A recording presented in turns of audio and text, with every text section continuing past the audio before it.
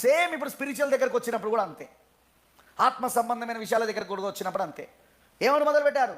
10,000 కట్టండి మీకోసము, మీ యొక్క కుటుంబం కోసము మా 24 గంటల ప్రార్థన గోపురంలో మీకోసం ప్రార్థన చేస్తాం.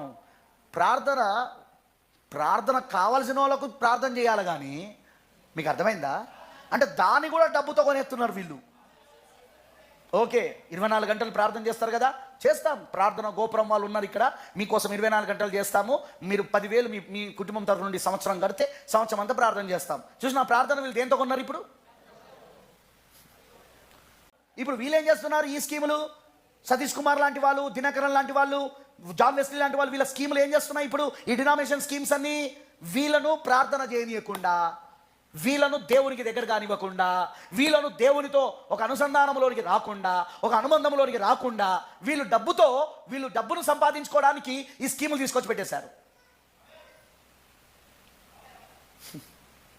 బర్త్డే రోజు మీకు కేక్ పంపుతాం, నీ కోసం స్పెషల్ ప్రేయర్ చేస్తాడు. నీ బర్త్డే కోసం నువ్వు ప్రేయర్ చేసుకోవాలా? నువ్వు పుట్టినందుకు, నీకు మరొక సంవత్సరం ఇచ్చినందుకు. నీ ప్రార్థన కూడా వాడే చేస్తాడు. నువ్వు పుట్టినందుకు వాడు ప్రార్థన చేస్తాడు. ఎందుకు? నువ్వు 1000 రూపాయలు ఇచ్చినావు కదా, 10,000 ఇచ్చినావు కదా. మీకు ఏమైనా అర్థమైందా నేను చెప్పింది?